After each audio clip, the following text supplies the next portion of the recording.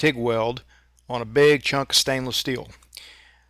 I pulled this out of the scrap bin. It was cut off of a big roller that we shortened, and it's a big chunk of like 3-inch thick stainless turned down to about 2-inch, and it's just begging to put a multi-pass weld on there. It's just like a big heavy wall socket weld.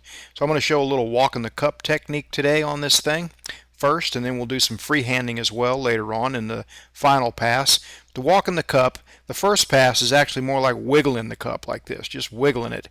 And it leaves scratch marks like this, so it's not actually tolerated in every industry. Like if you're doing fine, tedious work for the semiconductor industry or fine, smooth machine surfaces, it's just not tolerated, so you have to learn how to freehand. But pipe fitters and construction workers that weld pipe and whatnot walk the cup like this routinely on socket welds. So that's what we're doing here. The first pass, again, we're just wiggling the cup back and forth. The reason it works so well is it maintains your torch angle. And each time you wiggle the torch back and forth, it tends to move at about the same increment, so it gives you a nice even pattern on your weave ripples and stuff.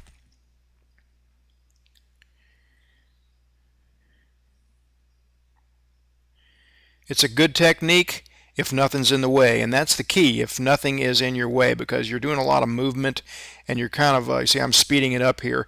See, if there was stuff in the way, it would kind of hinder me a little bit, but I'm out here in the wide open, and it's an excellent technique to use in the wide open.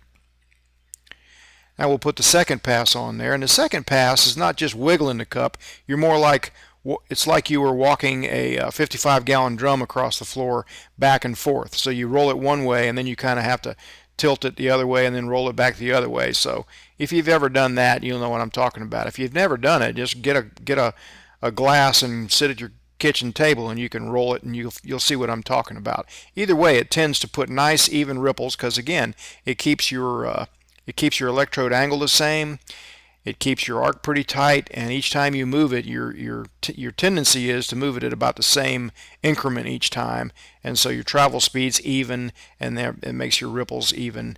It's a good technique. It's just not always possible to do it. Alright, there is a total of 3 passes, a root pass and then 2 passes on top of that.